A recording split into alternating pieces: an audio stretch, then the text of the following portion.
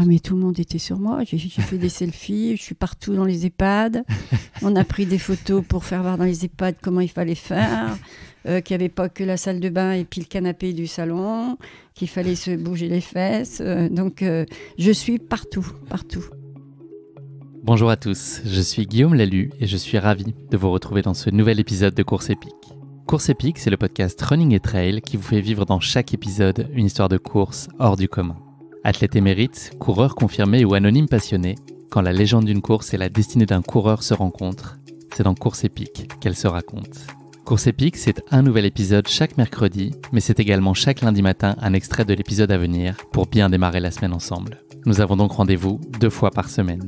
Et si vous souhaitez suivre notre actualité au jour le jour ou découvrir les coulisses du podcast, je vous donne rendez-vous sur notre compte Instagram courseepique.podcast. J'ai le plaisir de recevoir dans ce nouvel épisode Gaëtan et Paulette, âgés de 80 ans. Ce qui lie Gaëtan et Paulette, c'est un lien filial.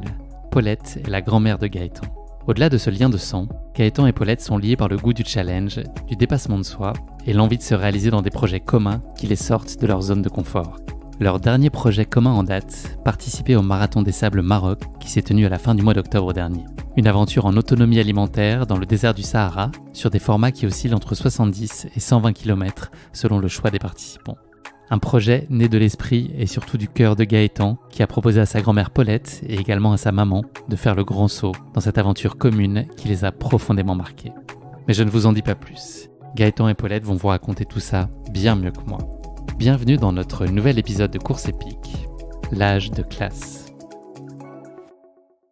Bonjour Paulette et Gaëtan. Bonjour. Bonjour. Je suis ravi de vous recevoir aujourd'hui à Paris dans ce nouvel épisode de Course Épique. Vous avez fait bon voyage, vous êtes venu jusqu'à moi, donc merci. Super, on a pris le train avec Paulette. Le TGV. Une nouvelle, oui, Pas n'importe TGV. quel train. Une super expérience qu'on n'avait encore jamais vécue Non, ensemble. on n'avait pas fait ça. Ça a été, pour trouver les places, ça a été un peu compliqué de ce Non. que j'ai Oui. compris. Ouais, les oui, places oui. assises, ouais. Ouais, il a bien fallu 5 minutes. Est-ce que vous êtes venu en boitillant un peu ou est-ce que vous avez bien récupéré l'un et l'autre là, de votre HMDS? Ah ben moi, il n'y a pas eu de souci. Hein. Aucun problème, Paulette? Non, aucun. Ok, et toi Gaëtan? Physiquement bien récupéré, j'ai juste quelques soucis gastriques, comme beaucoup de participants. Il y a un petit virus qui a tourné, Ouais, c'est ça? et Ouais. après, moi, je sais pas si ça vient de la course ou d'avant. Donc, je récupérais, mais pas totalement. Bon, j'espère que ça va aller vite mieux. On enregistre cet épisode aujourd'hui, on est le 8 novembre. C'est les 100 ans de la naissance de Jacques Kilby, que vous ne connaissez probablement pas. Enfin, ça m'épaterait en tout cas. Il est il était ingénieur en électronique. C'est un Américain. Il a été inventeur de la calculatrice de poche. Donc pour commencer, j'ai un petit exercice de calcul à vous proposer pour célébrer sa naissance et les 100 ans de sa naissance. À la nuit tombée dans le désert, Gaëtan se dirige vers une oasis à proximité de son bivouac pour aller se désaltérer. Sur son chemin, Gaëtan croise 4 tigres qui portent chacun sur leur dos 2 hyènes. Celles-ci portent elles-mêmes chacune sur leur tête 2 petits rouges-gorges. Au total, combien d'animaux vont boire à l'oasis? Il y a un piège, indice, il y a un piège. Alors, Je vous redis, sur le chemin, Gaëtan croise 4 tigres qui portent chacun sur leur dos 2 hyènes, qui portent chacune sur leur tête 2 petits rouges-gorges. 4 tigres, 2 hyènes. oui, alors je fais le calcul, ça fait 16, 8, 4 et 28, si je dis pas de bêtises. Paulette, un avis sur la question? Nul. Et ben en fait, la feinte, c'est que toi tu vas vers l'oasis, mais tu les croises en chemin. C'est-à-dire qu'eux, ils y vont pas. Donc en fait, il y a 0 animaux. Voilà, je vous ai un peu perdu Voilà, à vous raconter. Tu t'es fait avoir. Ça se trouve, j'ai dit une grosse bêtise au niveau du calcul en plus. Donc, Ouais, en plus, je t'ai pas redit bien le truc la deuxième fois. Bref, en tout cas, Jacques Kilby, voilà, on est quand même content de lui avoir rendu. super. Super hommage. Bon, je suis très heureux de vous recevoir, en tout cas, tous les deux aujourd'hui. Avant qu'on s'intéresse plus particulièrement à votre aventure sur le Half Marathon des Sables au Maroc, je voudrais que vous vous présentiez l'un et l'autre. Je vous impose une contrainte, c'est de ne pas parler de sport à ce stade. Peut-être Paulette pour commencer. Sur Où moi, tu vis, où tu... Voilà, moi, je vis à Mâcon, dans un petit 2 pièces, sympa, avec un balcon. Ouais. Je suis pas très loin des bois, où je vais me balader, souvent. Ouais. Voilà, sinon, je suis souvent chez la maman de Gaëtan. Puisque on peut dévoiler le fait que tu es la grand-mère de Gaëtan, Je c'est ça? suis la grand-mère de Gaëtan, donc on a quand même une complicité tous les deux. Sur les 10 petits-enfants, je crois que c'est avec lui que je passe le plus de Oh là temps. là, t'es officiellement le chouchou, Gaëtan? Non, tu savais c'est pas- ça? Ah, pas le chouchou, pardon. c'est Ah, pas- le plus de temps, d'accord. Le Celui qui plus est de temps, le d'accord. plus de temps, et puis c'est peut-être... oui, la complicité, elle est quand même grande du fait qu'on travaille un peu ensemble. Vous travaillez ensemble, ok. Oui. Tu peux nous en dire plus, Gaëtan, et profiter pour te présenter toi aussi? Ouais, moi j'ai 34 ans, donc je suis né à Mâcon, donc là où Paulette vit, mais on s'est vite C'est pareil. séparés, expatriés du côté de Haute-Savoie. aux alentours d'Annecy. Donc j'ai fait mon enfance, scolarité du côté d'Annecy, scolarité traditionnelle, un bac économie. Après je me suis orienté dans le sport, mais on ne doit pas en parler. Donc après on est revenu pour un projet professionnel de mes parents. On est retourné vivre du coup en Saône-et-Loire, donc plus proche de Mâcon, donc plus proche de Paulette. Et c'est dans ce cadre-là que mes parents ont monté un lieu de vie, donc on s'occupe de jeunes en difficulté. J'ai été sollicité et j'ai choisi de travailler avec mes parents pendant plusieurs années et je travaille toujours avec. Et Paulette a rejoint aussi l'équipe. Voilà, non, donc, moi j'étais pour la... J'étais déjà, oui. C'est moi qui ai rejoint l'équipe. Pour la formation, quand... ouais. Donc en fait, toujours active, Paulette. Je suis ça y est, j'ai eu la retraite depuis le 1er septembre. C'est vrai ? 80 ans. Ah ouais, ça fait beaucoup de trimestres, ça, non ? Ouais, ça fait beaucoup. C'est nous qui lui avons imposé, parce que sinon, elle continuera encore. Je crois que je ne m'arrêterai pas, oui, c'est ça le problème. Pour te consacrer à ta carrière sportive. Il faut dégager un peu de temps de travail. Ouais, c'est ça. Mais c'était bien, c'était très bien. On a travaillé ensemble. Et oui, donc il y a ta maman aussi, Gaëtan, et donc ta fille Paulette, qui a participé aussi à l'aventure. Ouais, c'est quand même grâce à elle, parce qu'elle m'a quand même bien encouragée tout le long. Hein. Ouais. Oh là là, oui. Non, mais ça s'est bien passé quand même. Bah oui, c'est sûr. Tu vas nous raconter ça. Oui. Vous voyez quelle fréquence habituellement ? Tu disais que c'était le petit enfant que tu voyais le plus, c'est quasi quotidien. On le voit pratiquement tous les jours. Jusqu'à maintenant, oui. Jusqu'à maintenant, ça va être un peu moins. Ouais, ça va mais oui, c'est quasiment quotidien. Oui. Ouais. Paulette, quelle place avait toi le sport dans tes plus jeunes années, dans l'enfance, l'adolescence ? Est-ce que tu pratiquais étant gamine, beaucoup ? j'ai fait de la gymnastique, moi, de 7 ans à 17 ans. Et je suis tombée enceinte. À 17 ans ? Tout arrêté. D'accord. Ouais. À regret, donc ? C'est pas du tout un regret aujourd'hui, mais ça a quand même bien bousillé ma vie. Donc plus de sport ensuite, t'as mis ça entre parenthèses. Après, et puis mariage, enfin seule déjà avec ma fille. Ça n'a pas été rien, 17 ans. Et puis à l'époque, la majorité était à 21 ans. Donc j'ai pris une bonne calotte là. L'accès au sport, c'était facile pour une femme à l'époque ? Est-ce que c'était... Ah non, c'était pas facile. Hein. Mais d'ailleurs, c'est ce que je disais à Gaëtan, je me demande toujours comment j'ai atterri à la gymnastique. Pour moi, ça a été super parce que c'était 10 années de sport, aussi bien humainement avec les copines. Il n'y avait que des copines, il n'y avait pas de copains parce que c'était bien séparé à l'époque. Ça a été 10 années formidables. C'était dans une logique loisir ou il y on faisait des compétitions on faisait des concours. Hein. Moi, j'ai voyagé grâce à ça. C'est ce que je lui disais. J'étais à Saint-Nazaire, à Nantes, à La Rochelle. Et les premiers temps qu'on faisait des concours, on couchait dans le foin. D'accord. Parce qu'ils n'avaient pas les moyens de nous payer l'hôtel. Ça fait des souvenirs. Ah, des souvenirs extraordinaires. Ouais. Ah oui. On reviendra sur la façon dont le sport et la marche notamment est revenu dans ta vie un petit peu plus tard. Gaëtan, pour toi ?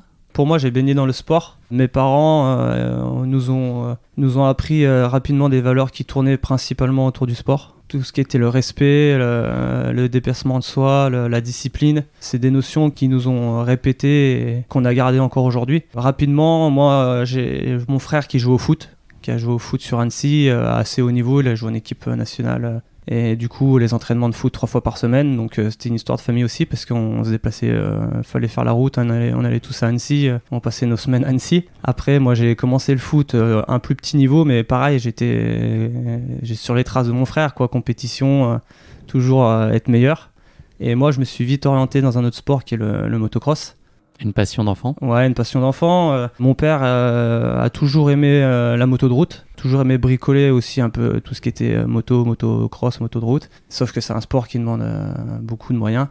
Donc mes parents ont tout mis en œuvre pour qu'un jour je puisse faire de la moto. Donc arrivé à 12 ans, première moto et le début d'une aventure qui m'a suivi jusqu'à maintenant, quoi. Et donc beaucoup de compétitions là aussi ? Ouais, 15 ans de compétition, c'est pareil, le motocross c'est un sport où on se déplace énormément, donc c'est un sport où on passe beaucoup de temps sur la route avec les parents, c'est un sport à part où on crée des liens vraiment différents par rapport à d'autres sports. On a besoin des parents, c'est pas comme le foot, on peut se faire emmener par les copains, là la moto c'est vraiment, si on n'a pas les parents, on peut pas le pratiquer. Et du coup je pense que ça a permis de créer des liens encore plus forts et toujours tourner vers le sport, quoi, donc c'est... T'as le souvenir que tes parents t'accompagnaient avec plaisir dans cette démarche-là, dans cet investissement finalement ? L'accompagnement, il a été plus en présentiel avec mon père, qui lui était plus présent sur les courses, entraînements, parce que j'avais plus besoin de lui pour ces moments-là.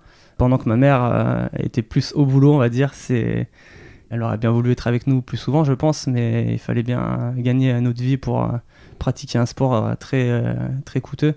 Donc chacun a eu sa présence importante à sa façon, quoi. Est-ce que tu avais cet esprit de compétition depuis tout petit là, le fait d'avoir un grand frère, j'imagine que ça crée une certaine forme d'émulation. Ouais, c'est la vision positive des choses. Je pense que je suis bien plus compétition que mon frère. Oui. Moi, j'ai toujours, quel que soit le sport que je fais, je veux performer en fait. Quand je joue au foot, j'étais pas aussi bon que mon frère, mais j'avais toujours l'objectif de tout donner sur le terrain. Et je me rappelle sortir en pleurant de certains matchs parce que je voyais mes coéquipiers ramasser les pâquerettes et c'est quelque chose qui me rend hors de moi. Donc, Paulette, t'étais obligée de le laisser gagner au Monopoly à chaque fois, la Gaëtan? Non, mais moi, j'ai jamais joué à des jeux comme ça. Okay. Non, j'ai horreur de ça. Non. C'est vrai qu'avec mes petits-enfants, ils n'ont pas eu cet avantage. Non, je suis pas une mamie confiture, je suis pas une mamie jeu, je suis pas... Mais je suis autre chose. Donc ouais, très, très compétiteur. Je confirme qu'il pleurait en sortant des matchs quand il perdait. J'ai une photo. Et donc ouais, la compétition, la moto, comme tu as continué à évoluer, tu as pratiqué à des niveaux qui commençaient à devenir assez sérieux et des belles compètes. Ça a exacerbé aussi cette... Oui, j'ai fait compétition régionale, après compétition nationale et j'ai même eu la chance internationale en participant au Supercross de Genève. Donc ça, c'était un peu... un rêve, quand j'ai commencé la moto, Supercross de Genève, ça correspond à une des plus grosses courses au monde. Donc oui, j'ai eu cette chance de réaliser un rêve dans mes dernières années de compétition. Donc à mon niveau, c'était un rêve extraordinaire. Ouais. Paulette, de ce que j'ai compris, la marche à pied est arrivée dans ta vie de façon un peu plus soutenue à la quarantaine, c'est ça? À la quarantaine, à la suite d'un divorce. C'était quoi le contexte dans lequel c'est arrivé? Ça a été bizarre parce que j'étais pas bien. J'allais chez le médecin, il me donnait des cachets. Et puis un jour, il me dit la Paulette, moi je commence à en avoir ras-le-bol. Il me parle souvent à la troisième personne. Il me dit tous ces cachets, ça sert à rien. Elle ferait bien mieux de faire le tour de sa maison et puis de se prendre en main. Ça m'a secoué, mais d'une force. Mais finalement, je l'ai fait. Tu as accepté tout de suite là cette idée? Tu as entendu à Mâcon, il y a le parcours à papa, un parcours de santé qui fait 1,7 km. Je suis partie, j'étais pas capable de faire 500 mètres au début, en courant, je dis bien. Et puis après, je me suis pris au jeu et puis je courais. Quel bénéfice tu y trouvais? Que du bonheur. Mieux dans la tête, mieux dans le corps? Mieux dans la tête, mieux dans le corps et oui, tout. Et puis après, toutes les grandes randos que j'ai pu faire, je les ai faites. Et puis le dimanche matin, parce que je travaillais forcément, je me posais pas de questions, j'allais marcher et puis c'était tout. Alors j'ai fait des 30 km, 40 km, 50 km, 64 km. J'ai fait des grandes randonnées. Mais moi, ça m'a beaucoup amené. Toi, Gaëtan, donc, tu as arrêté de façon assez soudaine la moto pour décider en tout cas pour t'orienter un peu plus, en tout cas c'était l'occasion de te consacrer un peu plus à la course à pied. Tu avais déjà pratiqué quand même, tu as des souvenirs d'enfance, de course à pied, j'imagine, mais là ça a été beaucoup plus présent dans ta vie à ce moment-là. Ça a commencé en primaire, en CM2, où on avait déjà un cross de primaire, CM2 avec les 6e, que j'ai remporté. Et les années ont suivi, j'ai remporté 5e, 4e, 3e, alors que c'est pas un sport que je pratiquais, je faisais du foot à cette période-là. Je pense que j'avais déjà mentalement besoin de gagner. Et c'est uniquement ça qui faisait la différence, je pense. C'était pas mes jambes ou mes capacités. Je pense pas avoir des capacités hors normes. Je pense que mentalement, j'avais besoin de gagner. La force du mental pour y arriver. Ça, ouais. La première course à laquelle tu as participé, ta vidéo, on peut le dire, là, pour la toute première, le premier dossard que tu as épinglé en course officielle, peu plus tard dans ta vie, là, quand tu as repris plus tardivement? Plus tardivement, alors de mémoire, j'avais offert, je crois, un semi-marathon à ma mère. C'est de là que c'est un peu parti. J'avais offert un semi-marathon à ma mère à Mâcon. On traversait un peu une période difficile. Suite, on avait appris la maladie de mon père, donc un cancer. À partir de là, il y a eu pas mal de chamboulements. Et à cette période-là, je sais pas pourquoi, je me suis dit, allez hop, on va faire un truc à deux. Et ça, c'était ma première course. Un super souvenir, j'imagine. Ouais, super. Ma mère heureuse, moi heureux, on a fait ça ensemble. Premier dossard, c'était une sensation nouvelle. J'ai vite compris que la route, c'était pas quelque chose qui allait durer. Mais super sensation et un bon souvenir. Ouais. Tu t'es ouvert donc ensuite au trail, c'est là où la distance a été assez importante pour une première, on peut le dire? C'est ça, oui, tout de suite, 72 km. Direct, sans préparation, je dirais, parce que j'ai un ami qui, pareil, vient de la moto, comme moi, qui a arrêté à peu près à la même période que moi. Et il préparait l'UTMJ les 110 km. Dans le Jura, donc? Dans le Jura, c'est ça. Et moi, c'était la première édition. Et moi, quand il m'a dit ça, je lui ai dit ok, c'est cool. 72 km, ça t'a pas fait tilter? Tu t'es pas... Enfin, ça te paraissait atteignable? Bah non, je me suis dit, 1 mois ou 2, je me suis dit, je vais lui faire la surprise, il reste des places. Plutôt que l'accompagner en tant qu'ami qui va aller au ravitaillement, parce qu'à l'époque, je connaissais même pas le système de ravitaillement, je me suis dit, je vais la faire en fait. Je vais faire le 72, je vais peut-être pas faire le 110 quand même, mais... Et du coup, j'ai foncé sur le 72, 0 équipement, 0 connaissance du trail. Je me rappelle la veille de la course, son père qui me dit mais le mur des 30 km, faudra faire attention. Mais je lui ai dit mais de quoi tu me parles? Je ne savais absolument pas dans quoi je me lançais. Il y a dû y avoir plusieurs murs, effectivement. Là. Eh ben non. Pas tant que ça? Ah ouais? Non. Sans prépa spécifique? Non. J'ai adoré. J'ai passé un super moment. J'ai eu vraiment du mal à finir à cause des douleurs articulaires au genou. Mais physiquement, j'ai passé j'ai géré, quoi. J'ai géré comme il faut pour une première. Je ne sais pas comment j'ai fait. Mais j'ai passé un super moment. Et t'as tout de suite eu envie de raccrocher d'autres dossards ensuite? Ouais. Bah tout de suite, non. On a toujours cette petite période où on dit plus jamais. Mais rapidement, quelques heures après ou le lendemain matin, okay. c'est revenu très rapidement. Ouais. Paulette, est-ce que tu as déjà été encouragée, toi, Gaëtan, sur des courses? Non, ça s'est pas trouvé que j'étais là pour les courses. Le semi-marathon de Mâcon, j'y étais. Mais sinon, les autres courses, non, j'étais pas là. Bientôt, peut-être? Peut-être, oui. Il a l'air d'être mordu, là, ça y est, hein, oui, il est tombé dans la marmite. Maintenant que je suis à la retraite. Oui. Et puis l'inverse, ce sera peut-être possible aussi, Gaëtan. Et pour sa défense, j'ai pas fait beaucoup de courses à proximité. Je me suis tout de suite lancé dans des choses assez affreuses, comme tu dirais, assez loin. Donc c'est vrai que c'était pas... On allait en Suisse, on allait...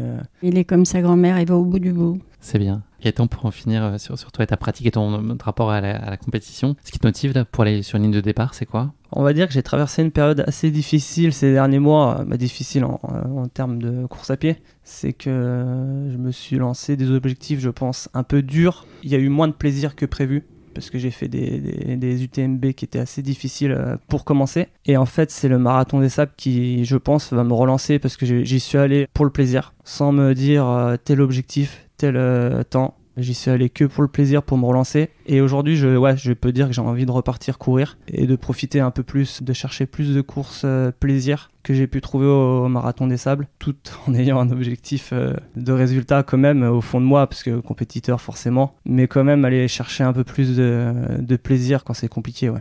C'est ça qu'il faut que j'arrive à trouver. Et moi, ce que j'adore, c'est l'adrénaline du départ, de se retrouver. Ça me rappelle un peu le motocross. On se retrouve tous derrière une grille de départ. Là, c'est derrière une ligne de départ. Ça part peut-être un peu moins vite sur une course. Ouais.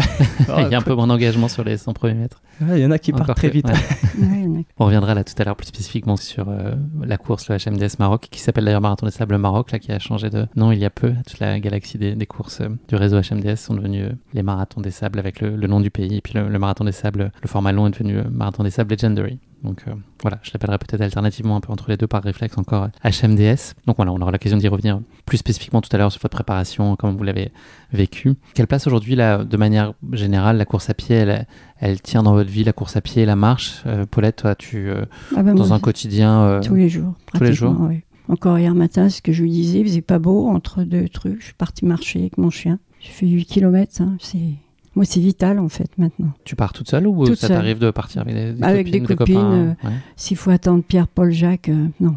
Ça me gonfle. Il y a toujours quelque chose qui ne va pas, alors moi, je pars, puis c'est tout. C'est aussi ça qu'on aime de la course à pied, c'est sa flexibilité, la liberté. Puis même cette solitude dans les bois, je suis super bien, moi. Je marche, je pense à plein de choses, je me refais une vie. C'est fou, hein. C'est puissant, oui. Ouais, oui, c'est puissant, c'est vrai. Et toi, Gaëtan? C'est compliqué comme question. Moi, j'ai tendance à... J'aime tous les sports. Et en fait, le souci avec le sport comme la course à pied, c'est que quand on a envie de performer, ça prend beaucoup de temps. Et j'ai envie de performer à mon échelle. J'ai envie de performer. Donc ça prend énormément de temps. J'ai un fils qui a 1 an et demi maintenant. Donc c'est vrai que ça prend du temps aussi. J'ai une vie professionnelle qui est assez prenante aussi. J'ai envie de continuer, mais je pense que je vais pas faire ça indéfiniment. C'est pas parce que j'ai pas envie, mais j'ai envie de découvrir aussi d'autres sports. La course à pied, ça reste toujours un moyen de se préparer pour n'importe quel sport. Mais je pense qu'à un moment donné, je vais ralentir pour m'orienter dans d'autres sports. Actuellement, il y a le tennis qui me botte bien. J'ai fait un peu de badminton. Donc, ouais, je pense courir encore quelques années, hein, mais je sais qu'à un moment donné, j'arrêterai pour faire autre chose. Retraite internationale. Ouais, c'est ça. Fin de carrière. Merci à tous les deux pour cette introduction. On va passer maintenant à la rubrique du questionnaire de Proust. J'ai 3 questions que je vais poser à chacun de vous successivement. La première, peut-être pour toi, Paulette, le moment qui a changé ta vie pour toujours. C'est Sylvie, ma fille aînée, quand j'ai été maman. Ça a tout bouleversé. 17 ans, c'est ça, tu disais 17 ans, je suis tombée enceinte. Donc, ça a bouleversé ma vie, oui. Sylvie, qui n'est pas ta maman, Gaëtan. Et en plus, la majorité, c'était 21 ans, donc je faisais partie. C'était pas bien vu. Papa inexistant. Hein. Donc, ouais, j'ai passé un sale moment, là, quand même. C'était quoi, là, les contraintes? Le fait de ne pas être majeur, ça t'empêchait de toute initiative? Toute initiative. Hein. J'étais chez mes parents, je faisais pas ce que je voulais. Même pour ma fille, c'est eux qui décidaient pour tout. C'était pas un moment très agréable pour moi. Et si vous voulez, ma fille, c'était ma fille. Hein. Mais alors avec elle, j'ai plus joué à la poupée que je n'ai pas... Vous comprenez ce que je veux dire? J'avais 17 ans, quoi. Ouais, bien sûr. Mais je l'ai aimée, mais pas de la même façon qu'on aime plus tard. À quel moment tu as pu t'émanciper là, du foyer familial? Oh là, c'était très dur. Finalement, je suis tombée sur... pour m'enfuir, je suis tombée sur un mec qui m'a embarquée. Et puis, ça n'a pas été le bon choix. Donc, finalement, je suis partie avec 2 enfants de plus. Donc, j'en avais 3. La puce, donc la maman de Gaëtan, elle avait 4 mois. Ok. Et je faisais partie de ces femmes battues, mais à l'époque, c'était... On n'en parlait pas. Et puis, l'erreur que j'ai faite, c'est de retourner chez mes parents, avec mes 3 enfants. Alors, à nouveau, j'étais encore sous l'emprise. T'étais jeune, enfin encore... J'avais la vingtaine. 21 ans, ouais. 21 ans, 3 filles. Voilà. C'était pas facile. Je travaillais à l'hôpital à l'époque. J'avais trouvé du travail. C'est mes parents qui s'occupaient des petites, mais moi, je n'avais pas trop mon mot à dire, quoi. À quel moment ça a pu se normaliser? Eh bien, j'ai connu le papa de mon fils. Et puis, c'est lui qui m'a libérée, c'est le cas de le dire. Il m'a pris avec le paquet, les 3 filles. Puis, on est allé vivre dans un petit appartement, ça a été bien. Après, j'ai eu mon fils. J'avais 28 ans, donc là, j'étais vraiment une femme. Et c'est vrai que c'est pas du tout pareil. On les aime tous, ces enfants, mais pas pareil. Parce qu'à 28 ans, vous êtes plus responsable, vous pensez à la maladie. Moi, mes filles, je ne pensais pas qu'elles pouvaient être malades. C'était, voilà. Quand vous avez 17 ans, 18 ans, vous ne pensez pas à tout ça. Mais je les aime, mais pas de la même façon. Voilà. Et puis après, avec le papa de Rodolphe, il était super sympa, il travaillait, il faisait partie du rugby. Donc on a baigné dans le rugby. J'étais à tous les matchs, tous les dimanches. C'était la grande balade du dimanche. C'était bien, hein. Je ne vais pas dire que c'était pas bien. Et puis un jour, j'en ai pris un petit peu marre, on n'avait pas les mêmes idées du tout. Moi, je pensais à autre chose. Et puis voilà, on s'est quittés, mais on s'est quittés en bons termes. Et puis c'est là que ma vie a commencé avec la marche, avec toutes les randos, tout ça. Et puis voilà, une autre vie. Avec donc tes enfants qui avaient la vingtaine à ce moment-là? Pas tout à fait, hein. Florence était plus jeune, elle n'a encore pas fait ses études, elle était jeune encore. Et puis mon fils était jeune, il avait 10 ans. Mais bon, je me suis bien débrouillée. Hein. Ça s'est bien passé. J'ai bossé, j'ai fait de tout. J'étais vendeuse, femme de ménage, employée de maison, repasseuse, j'ai tout fait. Mais j'y suis arrivée. Donc ce tempérament-là qu'on entend, et cette force de caractère, c'est quelque chose que tu avais en toi ou c'est finalement ta vie qui a donné ça? Parce que il paraît que j'étais pas pareille que les autres. J'étais une petite fille assez espiègle, qui se mêlait de tout, qui voyait tout, qui entendait tout. Et moi, très vite, j'ai su des choses que mes frères et sœurs ne savaient pas. Si vous voulez, j'étais un petit peu l'enfant que... On va pas encore lui dire, parce qu'elle m'a encore répété, gna gna gna gna gna, j'étais... Voilà. Mais dans ma tête à moi... et puis, à un moment donné, on se fichait un petit peu de moi, que j'étais petite, et un jour, ma sœur est née, et puis même ma mère. Elles m'ont dit, oh, mais tu vas voir, quand tu seras vieille, tu pourras même plus marcher, tu seras toute tordue, et tu n'auras pas d'argent pour t'acheter des bâtons, tu marcheras avec les pics-feux, donc toute courbée. Sympa tout ça, d'entendre ça. Ça m'est resté gravé. Et croyez-moi que quand j'ai fait le marathon des sables, j'y ai pensé plus d'une fois. J'ai dit, tiens. On en reparle. J'ai ma revanche. Et puis voilà. Et moi, je vais toujours au bout de ce que je peux faire. Et puis, c'est vrai que je disais à Florence, des fois, voilà, j'ai un petit peu les jambes qui flageolent. Et Florence me disait, oh maman, on n'est pas là pour ça. Tu prends tes jambes à ton cou et on y va. Et on repartait. Voilà, c'était parti pour le... Même tempérament que Florence, ta fille? Florence a le même tempérament que moi. Ouais. Elle est partout à la fois. Oui. On lâche pas l'affaire dans la famille. C'est ce que je dis souvent. J'ai 3 filles, mais j'ai une vraie fille parce qu'elle est comme moi. Elle est partout à la fois. Elle fait tout. Ça fait un peu d'électricité, ça, ou pas? Non. De caractère si proche. Ah, Gaëtan, il dit un peu non de la tête. Ouais. Même avec Gaëtan, hein, on se prend la tête. Hein. Ok. Ouais, on se prend la tête tous les deux, mais on s'aime. Ça finit toujours à la bien. sortie, c'est ça, il y a de l'amour. Alors donc après, c'est bon.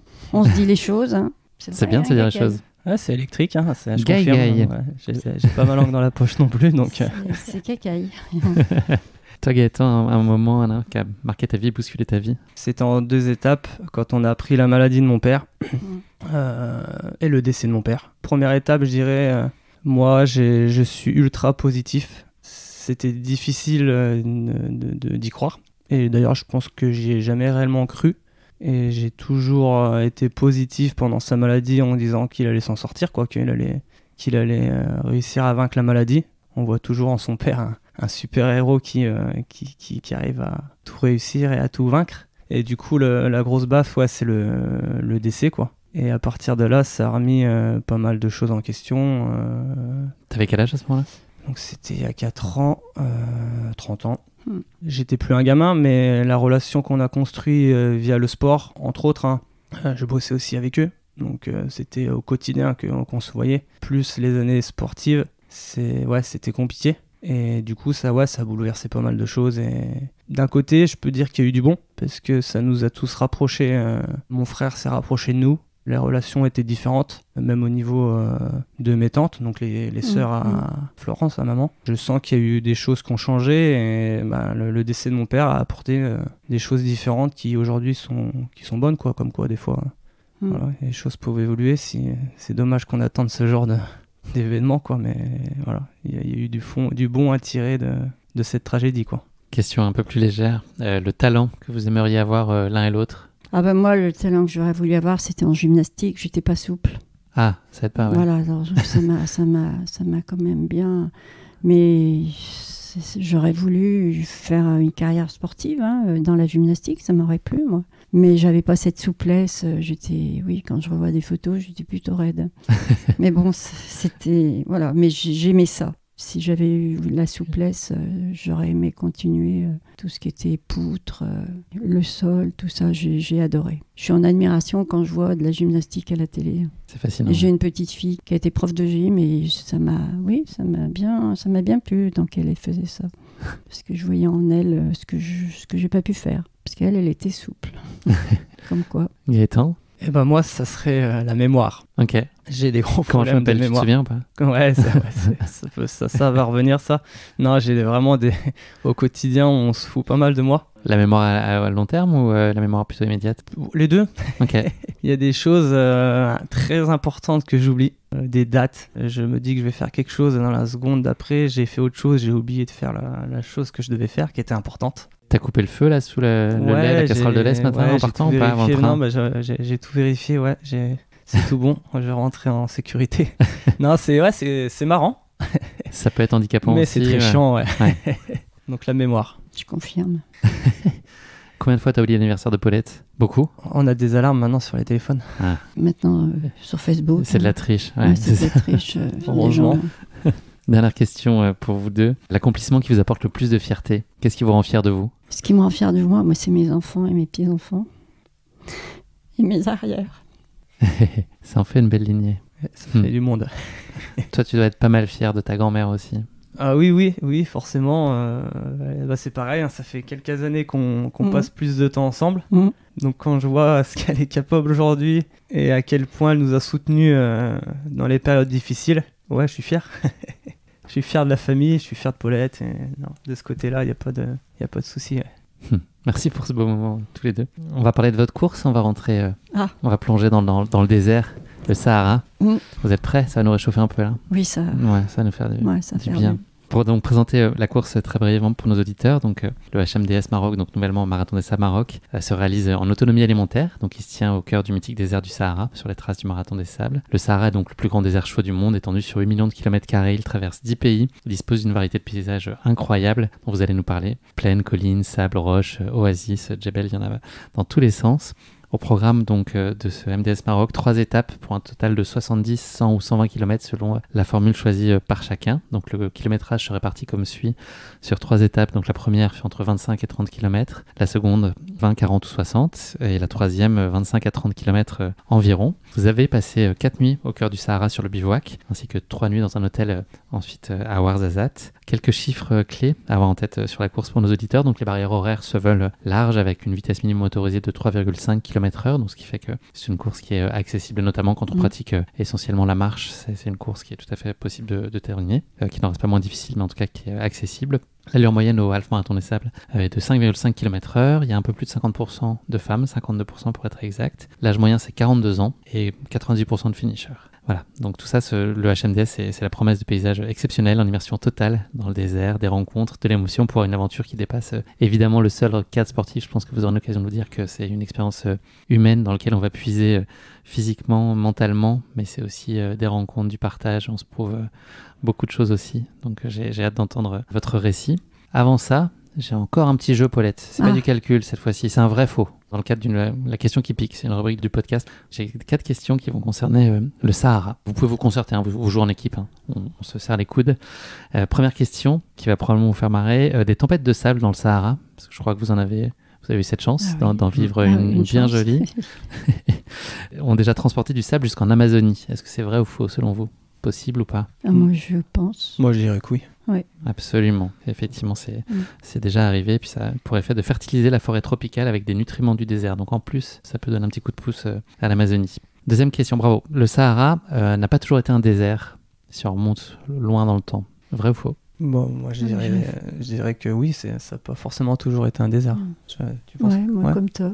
Paulette est d'accord. Vous avez à nouveau raison, puisqu'il y a environ 10 000 ans, le Sahara était beaucoup plus vert et habitable. Il abritait des animaux sauvages tels que des éléphants et des hippopotames. Je ne suis pas certain que vous en ayez vu là. C'était peut-être plus vipère à bosse et scorpion que hippopotame. Non, vous n'en avez pas vu. Dromadaire, évidemment. Ouais, mais pas de scorpion. Il y en a qui ont vu des serpents. Les vipères à bosse, il faut mieux pas trop les voir, je pense, de près. Moi, je suis pas très fan des serpents. Troisième question, attention, un petit jeu de mots, c'est une question un peu plus experte pour les pratiquants de trail. L'organisation de la course réfléchit à lancer une nouvelle édition pour 2024, le Dune TMB. Donc là, vrai ou faux? Ouais, vrai ou faux? Le Dune TMB. Non, c'est faux. C'est une référence à l'UTMB, c'est évidemment n'importe quoi. 3 sur 3, franchement, bravo. Ouais, bien, il reste une question, j'ai foi en vous. Le Sahara peut être incroyablement silencieux à tel point que ce désert est utilisé par les scientifiques pour calibrer les équipements audiosensibles. Moi, je dirais faux. Moi, c'est marrant, je dirais vrai. Toi qui as plus souvent raison ou c'est moi? Je sais pas. Voilà, là, ça pourrait déraper. J'attendais justement un petit... Allez, je vais dire que tu as raison, Paulette. Il faut toujours écouter sa grand-mère, absolument, c'est vrai. Tu vois. Le Sahara, effectivement, il est utilisé pour calibrer des équipements tels que des microphones spatiaux ou des capteurs sonores de haute précision. Incroyable, hein? Vous en avez profité du silence pas trop sur le bivouac? Non, si, ça allait le soir quand même, c'est calme. Hein. Non, c'était super. Ouais, c'est calme. Les nuits sont calmes. Enfin, de notre côté, c'était bien. Toi, tu allais... Ah, toi, tu virevoltais, tu papillonnais un peu plus sur le bivouac? Oui, j'ai jamais fait bien tard, mais on a profité des nuits calmes quand même. Ouais, c'était bien. Écoutez, bravo, ça a rapidement tourné en votre faveur avec cette question qui pique. Je suis fier de vous. Ni d'une, ni deux. Je vous propose qu'on parle maintenant de votre course épique. Cette idée, elle est née comment? Qui a eu l'idée qu'il se dénonce tout de suite? Ça vient de quel cerveau? Je crois bien que c'est moi. C'est Gaëtan. Il y a combien de temps? C'est le soir de mes 80 ans, le 4 janvier. Enfin, c'était le 6 ou le 7 janvier. Ouais, mais c'est parti d'avant. Bah, c'est vous qui... Moi, j'étais pas au courant.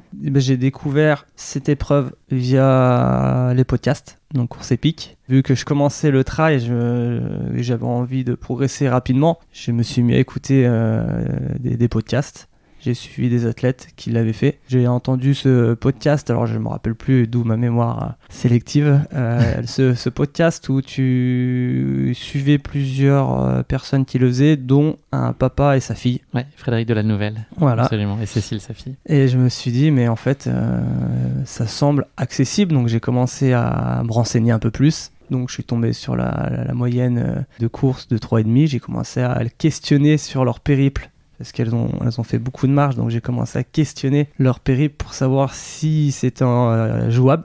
Et j'ai vite compris que oui, c'était jouable. Donc on en a parlé avec les cousins. J'ai J'ai proposé ça. Tout le monde n'était pas forcément chaud, mais j'ai réussi à avoir le dernier mot. Et puis voilà, pour les 80 ans, surprise. Ils voulaient m'envoyer en Thalasso, les autres.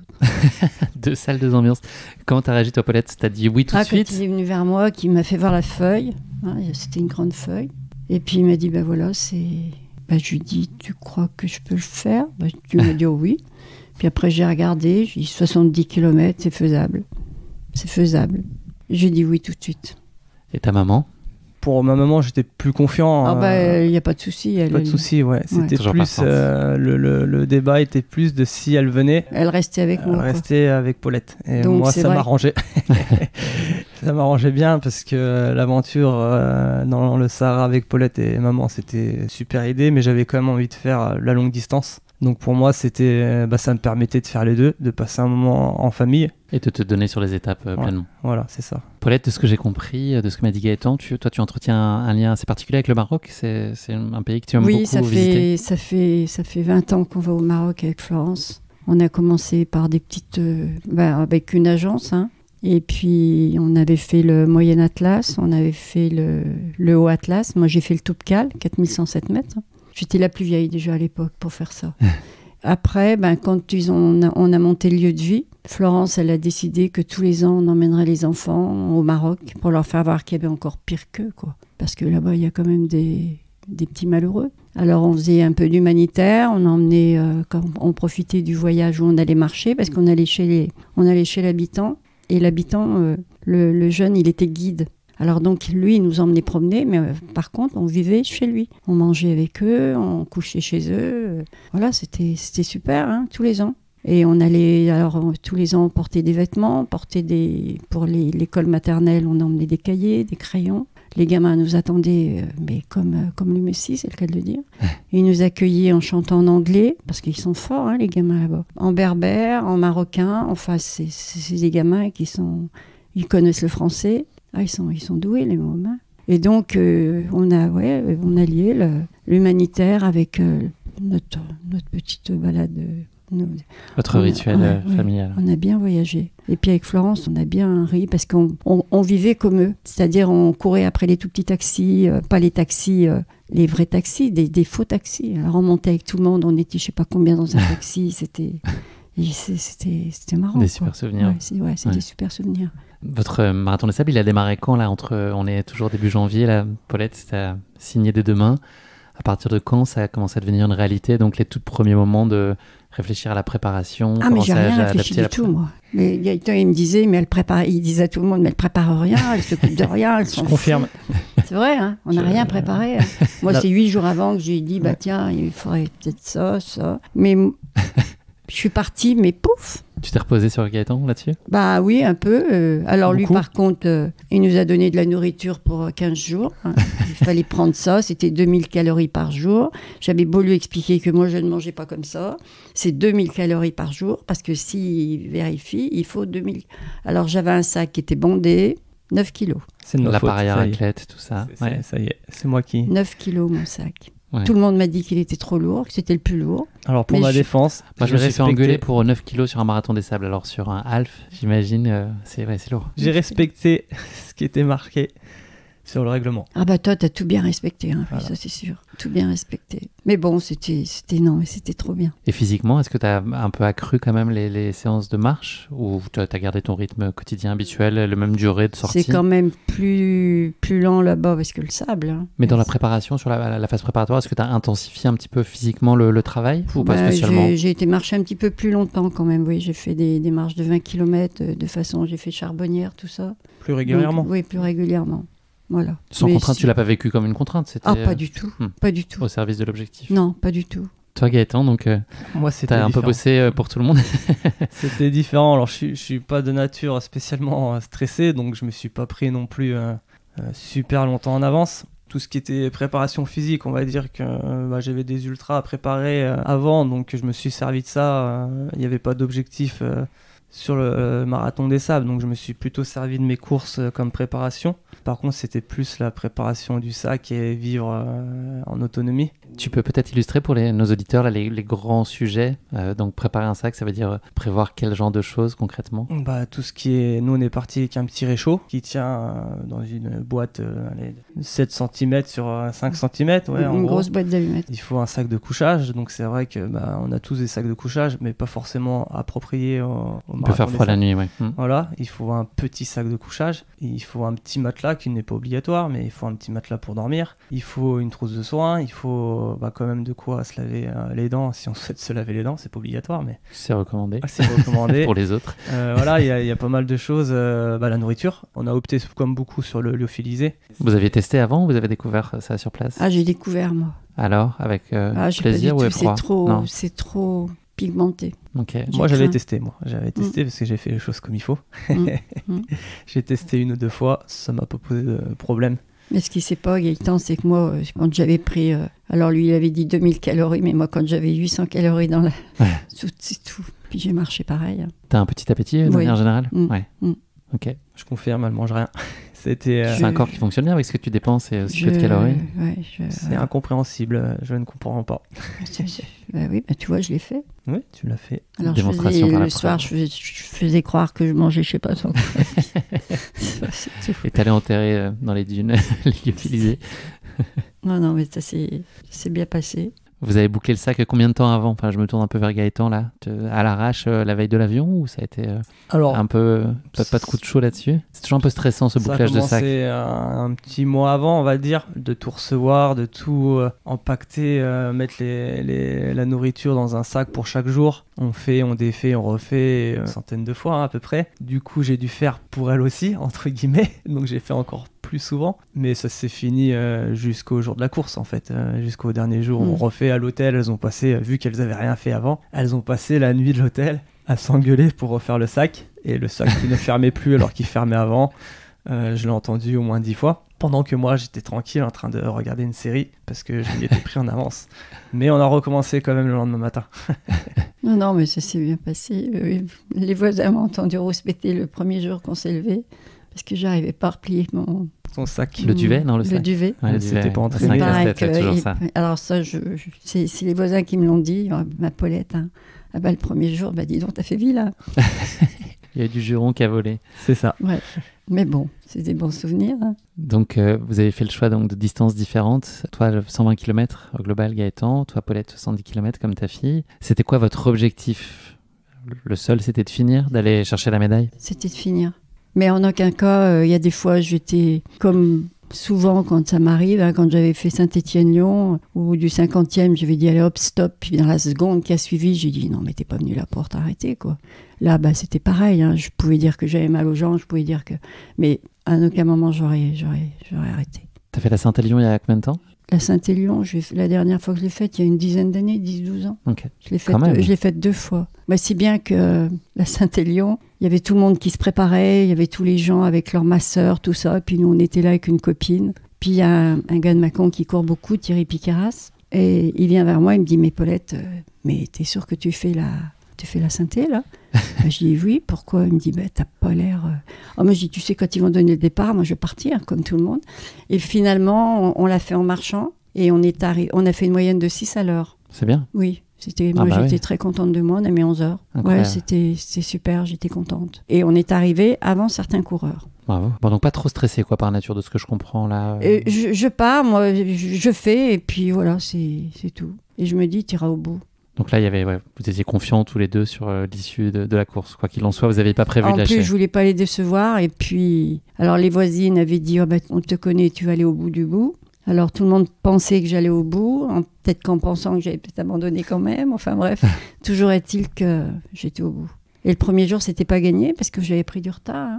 Un petit peu, ouais. Et puis j'ai tout rattrapé sur la fin de la course. Tu vas nous raconter ça en détail, Paulette. Qu'est-ce que vous attendez l'un et l'autre à vivre avant la course là? Qu'est-ce que vous projetez comme envie sur cette course? Comment vous l'imaginez? Moi, j'étais plus tourné, l'imagination était plus tournée sur la vie collective que sur... l'effort physique? Ouais, parce que je connaissais pas la semi-autonomie, l'autonomie. Et sur plusieurs jours, ça faisait beaucoup de monde, presque 600 coureurs. Et je m'étais dit, mais ça sera différent et comment j'avais hâte en fait de me dire, parce qu'on parle souvent du trail comme un sport où les gens sont bienveillants, où on s'entraide. C'est vrai que sur un ultra ou sur les trails, ça va quand même relativement, ça passe vite. Mais là, je me suis dit, c'est qui ça va être quoi. Et c'est vrai qu'au final, on a plus le temps de parler, plus le temps d'échanger. On est au milieu du désert, donc on n'a pas grand chose à faire à part discuter, faire un feu, parler de tout et de rien.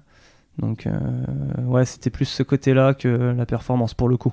Toi, Paulette, est-ce qu'il y avait des questions au-delà on parle beaucoup de la dimension sportive de cet événement, mais c'est effectivement, il y a tous les à côté, l'autonomie, le sommeil, la chaleur. Est-ce que ça t'inquiétait aussi? Alors le sommeil, moi ça m'a pas du tout, parce que je suis une lève-tôt. À 4h du matin, j'étais réveillée, donc j'ai pas eu de souci de... C'est toi qui réveillais le bivouac le matin, tu faisais sortir après, tout le monde des tentes? Je sais pas, mais à 4h, j'étais réveillée. Moi j'attendais qu'une chose, que tout le monde se lève.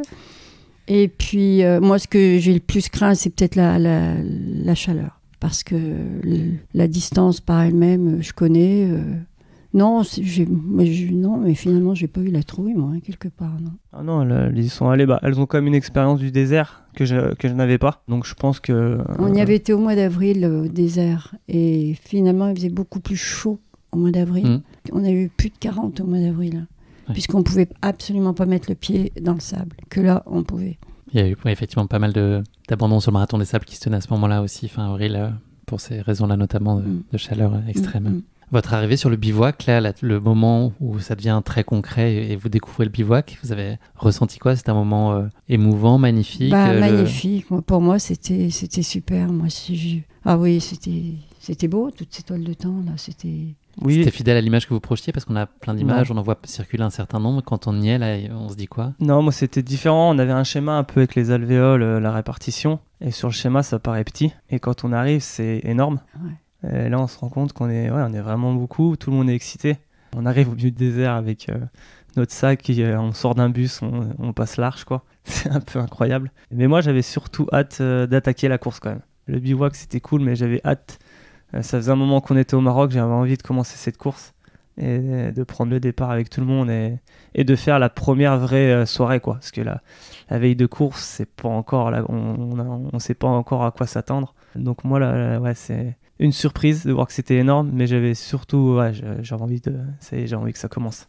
Et bah ça y est, ça commence. On est le lundi 16 octobre. Vous êtes sur la ligne de départ de la première étape qui fait 24,4 km de ce que j'ai pu voir pour l'un et l'autre. C'est une étape qui est probablement la plus difficile ou la délicate pour toi, Paulette, sur les trois. C'était la plus dure, oui, c'était la plus dure. Ouais.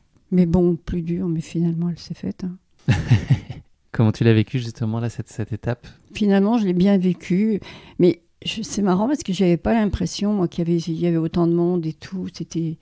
Moi j'étais seule au milieu du désert avec Florence. J'avais l'impression qu'on faisait notre course. Et puis finalement, à un moment donné, on s'est aperçu qu'on avait pris du retard et qu'il fallait... Il y a les bénévoles qui sont là pour aider un petit peu. Ils n'ont pas le droit de porter votre sac, ils n'ont pas le droit de faire ci, mais ils ont le droit de vous arroser, ils ont le droit de vous encourager. Et donc, de les sentir derrière moi, ça a été un coup de fouet. Et là, on a tout rattrapé le retard. On est arrivé dans les temps. Mais ce qu'on ne savait pas, c'est quand on est arrivé, c'est qu'il y avait tout le bivouac, ils étaient tous à l'arrivée, qui clamaient mon nom. Ça a été une joie, ça a été tout ce que j'aurais jamais imaginé. C'était joyeux, il y avait mon petit-fils qui était venu à notre rencontre. Eh oui, on vous attendait patiemment. Ouais. Mais c'était... Et après, pendant pendant les 3 jours, les 4 jours, je ne pouvais pas faire un pas sans qu'on m'appelle, sans que... Mais, Paulette, mais c'est Paulette qui est là. Oui. Mais ça a été pour moi un rêve éveillé. Toi, tu avais vu venir le coup là pour la première étape. Tu pourras nous raconter comment toi, tu l'as vécu à titre personnel, mais tu as senti qu'il y avait pas mal de mouvements autour de l'arrivée de Paulette, que dans cette journée-là, finalement, elle commençait Enfin, tous les regards commençaient à converger autour de Paulette, son profil qui était très étonnant et à part finalement sur la course et de voir qu'elle était en capacité de boucler cette première étape et d'être accueillie par tout le bivouac. Toi, tu as senti monter l'engouement autour d'elle? Oui, parce que du coup, je suis arrivé quand même avant. Et du coup, j'entendais un peu ce qui se disait, ce qui se passait sous les tents de nos repos. À un moment donné, il me semble que c'est Guillaume, Picker, si je dis pas de bêtises, qui annonce, parce que les coureurs ne savaient pas forcément qu'il y avait une personne de 80 ans qui faisait la course. Donc quand il a annoncé que dans tant d'heures ou 1 heure, 2 heures, Paulette, 80 ans à l'arrivée, les gens commençaient à parler et j'entendais des gens qui savaient pas que j'étais son petit-fils. Qui disait mais comment elle a pu avoir son certificat en rigolant. Cœur vaillant, Paulette. Les médecins, ça doit être quelqu'un de la famille. Mais vraiment, c'était de l'humour. Hein, donc je me suis permis d'intervenir dans les discussions en lui disant c'est ma grand-mère, c'est moi qui l'ai inscrit. Donc à partir de là, on a commencé à échanger avec pas mal de monde. Et c'est là que j'ai compris que beaucoup de monde avait prévu d'aller l'attendre à l'arrivée. Et là, je me suis dit c'est incroyable. Et du coup, moi j'avais un peu de réseau, j'avais le live sous les yeux. Donc on avait une estimation de quand elle allait arriver et là tout le monde me demandait mais quand c'est qu'elle arrive Paulette parce qu'on veut pas louper l'arrivée. Et du coup quand ils l'ont annoncé au micro, ils vous ont annoncé bien 20 minutes avant je crois. Tout le monde est venu 20 minutes avant et tout le monde attendait Paulette, ouais. Paulette et Florence, ta coach. Et vous avez fait l'étape ensemble, oui. C'était super. Oui, l'arrivée et c'est vrai que Cyril et Guillaume ils sont très forts pour ça. C'était génial. Je crois que Cyril vous a accompagné sur la fin en plus, avec le staff. Ouais. Et moi, j'ai assisté au dernier mètre où il y avait presque une dizaine de bénévoles avec vous. J'ai vu qu'ils ont été vraiment au top. Et puis, les gens à l'arrivée, ils étaient heureux, quoi. C'était heureux, festif. Et puis, c'était surtout moi. Il y avait moi, ma fille et Gaëtan. Pour moi, c'était... On peut pas oublier ces moments-là, c'est impossible. C'était très important, c'était... Du bonheur, de la fierté et l'effet de surprise qui amplifie ce moment-là, j'imagine, ouais. Tu t'es fait cueillir par tout ce bivouac, finalement. Et en plus, je l'avoue, j'étais fière, j'étais heureuse, j'étais fière de moi. Je l'avais fait. Tu peux. Est-ce qu'à ce moment-là, tu te dis que c'était l'étape, donc on a dit qu'elle était potentiellement la plus difficile. Est-ce que là, tu te dis que le reste va être peut-être plus simple et ça te soulage aussi du soulagement? Il avait annoncé le matin que la deuxième allait être plus facile, mais bon, je n'ai pas tellement trouvé que c'était plus facile la deuxième, je sais pas. Moi j'étais assez serein parce que Paulette elle me dit toujours quand elle part en rando que c'est un vrai désert et qu'elle met toujours 2-3 jours à se mettre en route. Ouais. Donc quand j'ai vu la difficulté de la première qu'elle a vaincue, je me suis dit on n'aura pas de problème pour la suite. Puis la troisième, t'as vu, on l'a bouclée on a quand même laissé... j'étais pas la dernière. Il y avait 10 ou 12 personnes derrière, je crois. Est-ce qu'il y a des passages là sur la première étape, j'y reviens, que tu as trouvé plus difficile? Est-ce que le sable mou, c'était plus compliqué? C'est ça qui a été le plus difficile. Et c'est drôle parce que les dunes, finalement, je les ai pas... Je m'en faisais tout un monde avant et Florence a essayé de me pousser un jour. Je lui ai dit non. J'avais mes bâtons, moi. J'avais des bâtons et ça allait très très bien. Et la gestion de l'eau, ça a été? C'est un sujet souvent... Alors, la gestion de l'eau, parlons-en, c'est que moi, j'avais pas le sac adapté. J'aurais eu un sac adapté comme il faut, ça aurait pas fait pareil. Mais chaque fois, Florence était obligée de m'aider pour remettre les gourdes derrière, donc c'était un petit peu problématique. Mais sinon, ça a été... Non, mais on a eu suffisamment d'eau. Ouais. Et t'arrives à y penser? Parce que c'est parfois, on n'y pense pas. On avait eu suffisamment d'eau, on s'arrosait, il n'y avait pas de souci. Moi, il m'avait dit de bien m'arroser le cou, donc c'est ce que j'ai fait tout le long, hein. Par rapport à certains, ils étaient pas avares en eau. Non, on avait quand même... Et par rapport à certains, moi je suis arrivée en forme, parce qu'il y en a qui étaient... Moi c'est vrai. Petit coup de chaud. Ah ils avaient des coups de chaud, des coups de froid, des coups de ci, des coups de là. Il y a eu du monde à l'infirmerie, oui. Il y avait du monde à l'infirmerie, puis des jeunes. On a parlé un peu de la soirée sur le bivouac, donc Gaëtan qui se balade un peu plus, Paulette plus calme, à pas trop dîner, à faire semblant en tout cas de bien dîner, puis de finalement prendre 800 calories, pas plus. Oui, pas plus. Dodoto, 8 heures, une histoire est terminée. Oui, le soir, très de bonne heure au lit. La nuit, elle est réparatrice? Moi, j'étais bien le matin quand je me levais, j'étais bien. Toi aussi, Gaëtan? Alors, on était bien, mais on dormait pas beaucoup. Je pense que c'est l'excitation qui prend le dessus, parce que j'ai pas entendu beaucoup de monde dire qu'on avait beaucoup dormi, mais ça nous dérangeait pas plus que ça. On se levait en forme, prêt à partir. Ouais. Et encore une fois, le départ, il est animé comme des chefs. Donc on n'a qu'une envie, c'est d'aller danser entre guillemets sur la ligne de départ. Donc non, malgré des nuits pas très réparatrices, on pourrait dire, mais si, on se réveillait prêt à partir en forme. L'envie prenait le dessus. Ouais, carrément. Je sais pas vous, mais moi, un bivouac qui se réveille, c'est mes meilleurs souvenirs de mes... HMDS et Marathon des Sables. Le jour commence à lever, je trouve que c'est les premières lumières, toutes les frontales qui s'allument. Ouais, c'est beau. Un village C'est qui vrai. commence à vivre et à se mettre en mouvement. Ah ouais. C'est vraiment des beaux moments. Mm. Puis là, il y en a qui parlent beaucoup, il y en a qui sont discrets, donc c'est marrant, on voit tout. Moi, j'ai même vu des petits couples qui sont... Ah, t'as pas vu, toi? Ah, Ah non, j'en on apprends. va demander les vidéos à HMDS, on va essayer de récupérer. J'ai vu des petites... ouais. Fait bon être jeune. Faut Moi, bien vivre. j'avais pas 80 ans là-bas. Ouais. Ah non, pas 80 ans. Non, non. Mm. Mais des fois, je me pose des questions, savoir si je les ai bien. Ouais. Dans ma tête, je les ai pas. C'est bien? Ça te réussit? Je sais pas si c'est bien, parce qu'il y a des fois, on paraît bête par rapport à certains. Non. Non. Moi, je crois pas ça. Je pense veux pas non croire plus. ça. Cette deuxième étape, donc pour toi, c'était un gros morceau, Gaëtan. On était sur plus d'une cinquantaine de kilomètres Ouais. sur cette deuxième étape. Comment tu l'as vécu toi sportivement, donc avec cette envie de mettre quand même pas mal d'engagement et de donner le meilleur? Ça a été quoi ton expérience? Et ben non, deuxième étape, je suis reparti dans le même état d'esprit, nouvelle expérience dans le sable. Je ne savais pas du tout comment j'allais gérer la récup de la veille. Donc je suis parti en me disant on va se faire plaisir. J'avais pas envie de me faire trop de mal. J'avais envie de finir, j'avais envie de me faire plaisir pendant 4 jours. On sait que quand on finit mal, des fois, les lendemains sont très compliqués. Donc malgré tout, je suis parti pour me faire plaisir, mais je suis parti quand même devant. Donc les 30 premiers étant partis 1 heure après nous, ils ont appliqué la même règle qu'au Marathon des Sables. J'avais fini 37e, donc j'étais dans les leaders du premier sas. Donc il y a eu ce petit moment de plaisir d'ouvrir le désert. D'ouvrir et de me retrouver longtemps en 3e position dans la première côte. Donc là, c'était un petit bonus de se dire, là, on avait l'impression de vraiment être tout seul. Mais sinon, non, je l'ai plutôt vécu en m'écoutant tout le long. Pas regarder la montre, pas me dire, non, mais il y a un chrono respecté. Et du coup, j'ai rencontré plus de monde que j'aurais pu l'imaginer. J'ai retrouvé des coureurs avec qui j'ai couru la veille, donc David, Perrine. J'ai retrouvé des coureuses en difficulté, Julie. Pas sympa de balancer. Ouais, non, mais en difficulté parce qu'elle était pas dans son assiette, comme on peut l'être souvent sur une épreuve ultra. Et là où je suis fier, entre guillemets, c'est que c'était à mon tour de trouver les mots pour la remobiliser. Ça a duré un petit kilomètre et quand j'ai vu comment elle a fini, en super bien forme, fait le boulot. Ouais, j'ai vécu la chose, l'expérience comme je voulais la vivre. Pas de chrono, plus discuter avec les gens et au final le chrono était loin d'être trop mauvais. Donc voilà, en plus si on peut permettre de faire un résultat qui est correct tout en s'amusant, c'est génial. Paulette, pour toi cette deuxième étape? Non, mais on l'a bien fini finalement, oui, on l'a bien fini. Maîtrisé, ouais. Sauf que je me suis arrêtée, je me suis fait disputer parce que j'avais une ampoule, je me suis arrêtée, je me suis déchaussée. Ma fille m'a hurlé dessus. Tu t'es fait soigner sur un checkpoint? J'ai regardé, alors ça m'a aidé à remettre une peau ou deux qui était soulevée et à remettre comme il faut et finir sans avoir trop mal.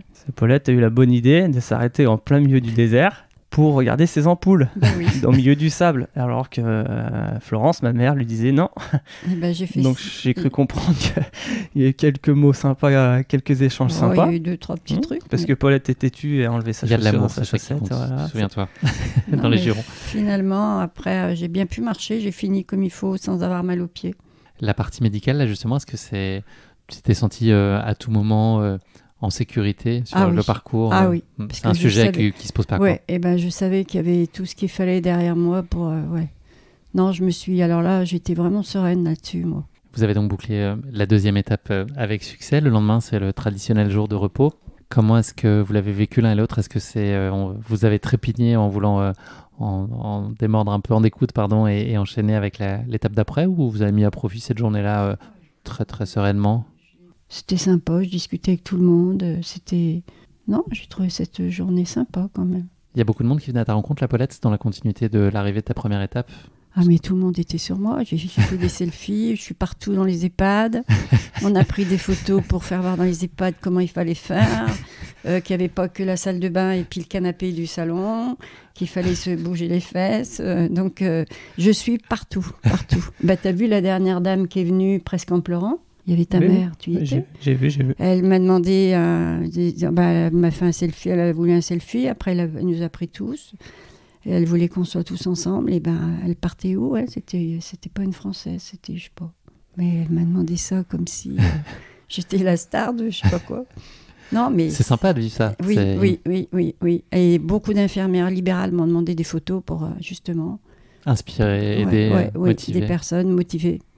Que c'est pas parce qu'on vieillissait que... Et c'est vrai. C'est un très bel exemple, c'est sûr. Parce que moi, je suis partie avec un mal de dos. Quand même, je suis partie avec le mal de dos. Hein. Moi, j'ai mal au dos tous les jours. D'accord. J'ai une hernie discale. Ça t'empêche pas? Non. Faut se bouger. Et plus je bouge, moins j'ai mal. Si je reste un après-midi devant la télé, vous êtes sûr que le lendemain, je suis cassée. Donc, il faut se bouger. Message important. Gaëtan, pour toi, c'est peut-être pas tout à fait la même vision de cette journée-là? Un peu différent. J'ai passé du bon temps. Après, là où je pense que c'est un peu différent, c'est que déjà la première épreuve, j'ai fini quand même quelques heures plus tôt. Du coup, j'ai passé beaucoup de temps en plus au bivouac. Et le troisième jour, je repos, tempête, petite tempête, mais tempête quand même. On discute, mais moi j'avais envie de courir. Je sentais que j'avais les jambes, j'avais la forme, et du coup la journée repos, comme si j'en avais pas forcément besoin. J'ai passé un très bon moment, il y a aucun problème là-dessus, mais j'avais encore plus envie de courir. Après, le moment qu'on attendait tous quand même, c'était le moment Coca-Cola. Ouais. On savait pas si c'était une légende ou si c'était bien vrai. Et tous comme des gamins à attendre le fameux Coca frais. C'était surtout le frais qui était important parce que c'est vrai que la journée repos était, je crois, une des plus chaudes et on n'arrivait pas à boire frais. Donc on buvait de l'eau parce qu'il fallait boire. Mais c'était tiède, c'était compliqué. Ouais. Pour moi, c'était pas très reposant. Ouais, mentalement, j'y ai trouvé long. Le Coca fait du bien. Mais le Coca, il passe vite quand même. Vous avez vu qu'un autre moment magique, qui était le départ de la 3e étape. Là, c'était plus tôt que les autres jours, donc ça veut dire départ de nuit. C'était magnifique. Donc vous avez vu le soleil se lever pendant l'effort. Moi, j'ai vraiment aimé. Il aurait fallu partir tous les jours à cette heure-ci. Tu partages ce point de vue? Ah oui, la première étape, on est parti plus tard que prévu. On était un peu déçus parce qu'il fait chaud. On sait qu'il va faire chaud. Là, quand on nous a annoncé qu'on partait bien à 6h, à la frontale, en plus, une belle première ligne droite où on voyait bien le soleil se lever avec les mini-dunes, là, c'était magique. C'était top. En plus, c'était une étape qui était un peu plus roulante. Du coup, ça partait très vite. Et j'ai trouvé ça super. Courir à fond dans le désert avec la frontale, c'était encore mieux. Et encore une fois, franchement, le 3e départ, encore une fois, animé de nuit. C'était grosse musique à fond. Tout le monde dansait malgré un peu de fatigue.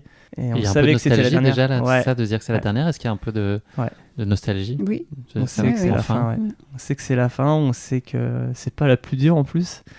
Ouais, déjà la nostalgie. Mais le départ en frontale de nuit avec le lever de soleil pendant la course, c'était magique. C'était beau. Comment elle s'est passée, là, l'arrivée qui était synonyme de médaille pour vous? Ça a été aussi émouvant, peut-être pas autant que la première étape qui a été particulièrement prenante. Sur scène, ça m'a quand même... C'était un peu plus tard la scène, mais l'arrivée de la 3e... Le moment de franchir la ligne d'arrivée, la médaille... beaucoup plus tôt que tu ne pensais. Hein. Pas plus tôt que je ne le pensais, plus tôt que le site, le live vous annonçait. J'ai failli louper l'arrivée à cause, entre guillemets, du live. Ah ouais, parce qu'on a fait fort, là, quand même. Ah ouais? Oui, on a bien carburé sur la dernière. Marché, ouais. Ouais, si il y avait eu 10 étapes, ça aurait été... à 3 km, j'ai dit, oh là là, Florence, j'ai très mal aux jambes. Elle m'a dit, maman, on n'est pas là pour... J'en dirai pas plus. Elle se fait botter le cul. Et puis, oula, j'ai dit, bon, je suis repartie. Alors, on voit les toiles de tente, on les voyait au loin. Mais plus on avançait, plus elle reculait. C'était incroyable. Non, mais on est bien arrivé quand même. Ça s'est bien passé. Et ce moment de la médaille, là, j'imagine que Cyril vous attendait pour vous la remettre. Ah, là, ça a été un moment très fort. Mais il y en a un qui a fait plus fort que moi, c'est les handicapés. Hein. Eh oui. Ah oui, moi, j'ai été admirative devant ça.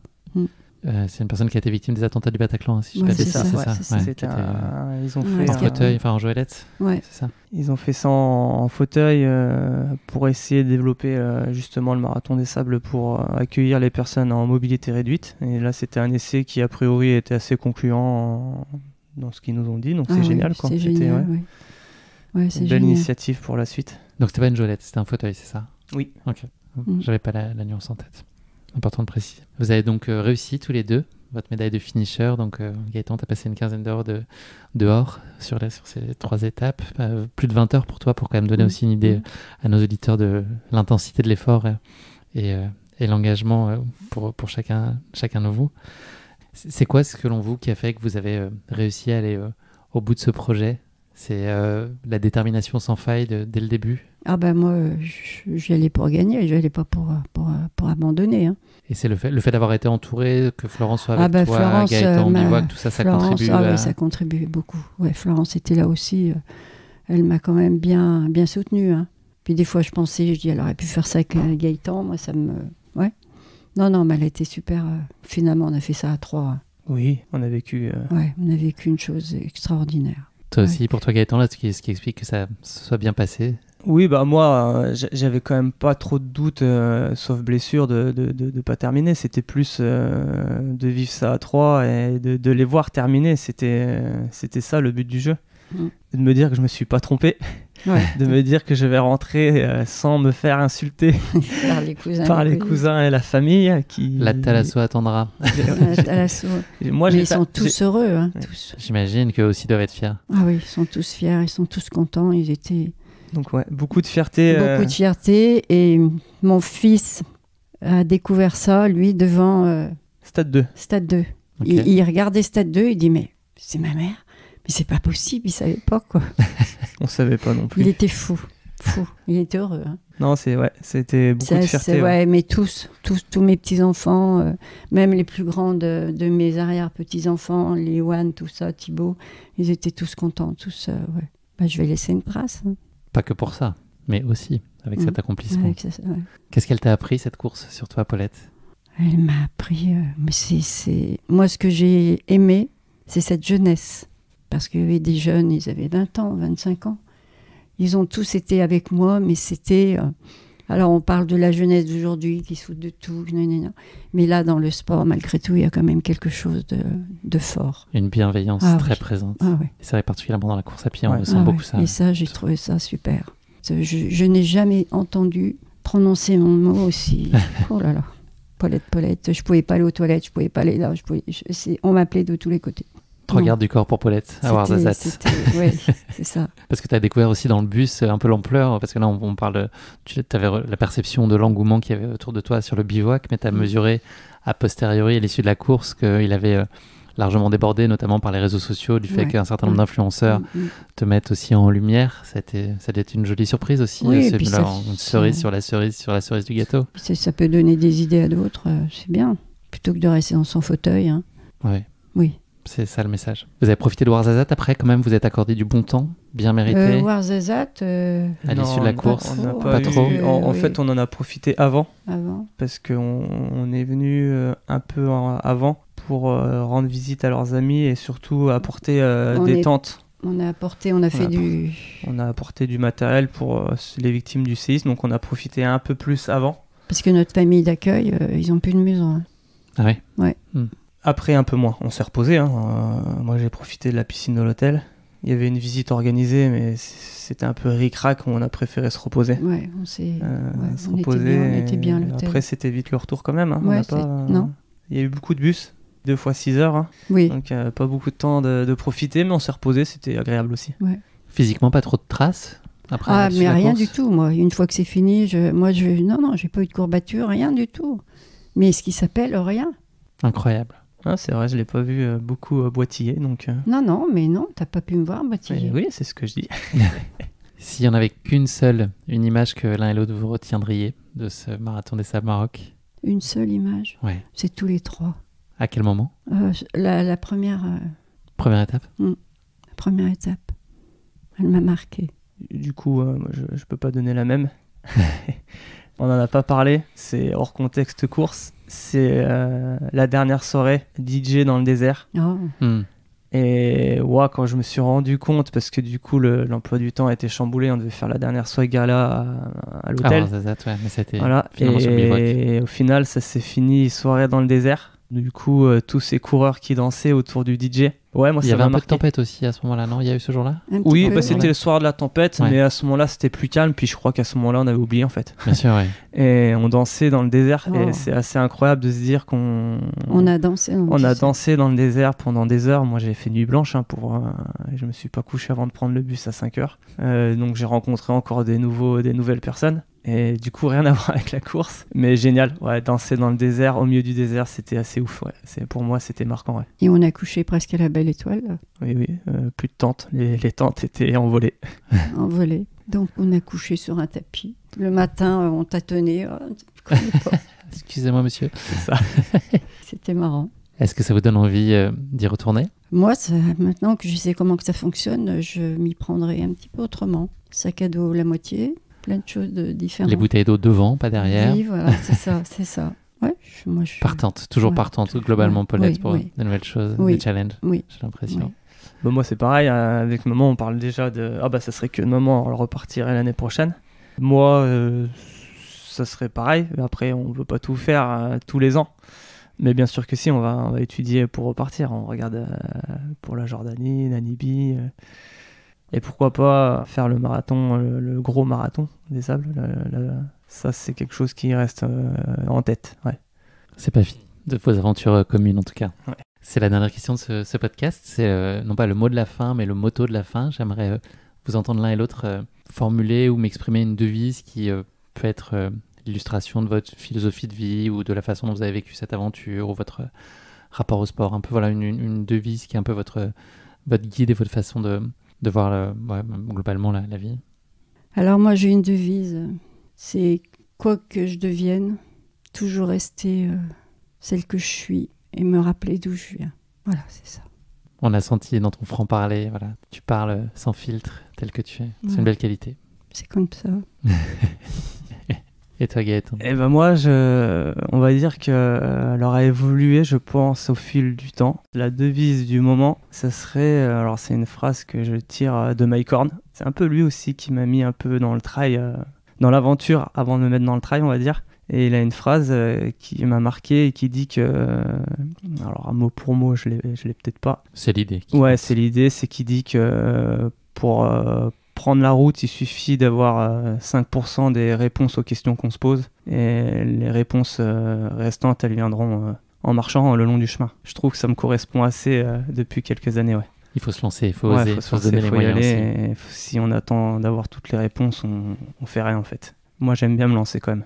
Merci à tous les deux, c'est malheureusement déjà la fin de cet épisode. Merci d'avoir partagé avec nous cette course qui dépasse très largement le seul cadre sportif dans lequel la notion de partage a été sublimée. Et puis plus encore, vous, tous les trois, on n'a pas entendu Florence, mais en tout cas, ce lien qui vous unit familial et ce lien de cœur surtout, qui a été mis à l'épreuve dans des conditions exigeantes, quoi que vous en disiez. Vous l'avez bien vécu, mais c'est quand même un sacré challenge que vous avez relevé. Donc bravo à tous les deux pour tout ça. Je vous souhaite beaucoup de bonheur à l'avenir, beaucoup de moments de partage. Il y en a beaucoup au quotidien, que ça continue. Et puis on a très hâte de suivre votre prochaine aventure, puisqu'on l'a compris, puis on a la conviction, en tout cas moi, qu'il y en aura forcément une autre et plein d'autres. Donc j'ai hâte de voir votre trajectoire et puis tous ces beaux moments qui vont vous unir encore ensemble. Merci Guillaume, c'était vraiment un échange sympa. Oui, c'est vrai. Ça remémore des belles histoires. Oui. Merci à vous, c'est on s'en rappellera toute notre vie. La mienne est plus courte. Vous pourrez écouter le podcast en tout cas là pour vous remémorer dans quelques temps. Exactement. Encore. Merci à tous les deux. Merci à toi. Beaucoup. Merci d'avoir écouté cet épisode. Si vous l'avez écouté jusqu'ici, c'est qu'il vous a probablement plu. Alors n'hésitez pas à noter le podcast et rédiger un avis sur votre plateforme d'écoute favorite. C'est essentiel pour soutenir ce travail indépendant. Cela ne vous prendra que quelques secondes et ça change beaucoup de choses pour le podcast. Et pour être sûr de ne manquer aucune course épique à venir, n'oubliez pas de vous abonner sur votre plateforme d'écoute. Merci encore infiniment pour votre soutien, votre fidélité et vos chaleureux messages que je lis et auxquels je réponds avec un immense plaisir. S'il vous plaît, continuez. À très bientôt pour une nouvelle course épique, évidemment.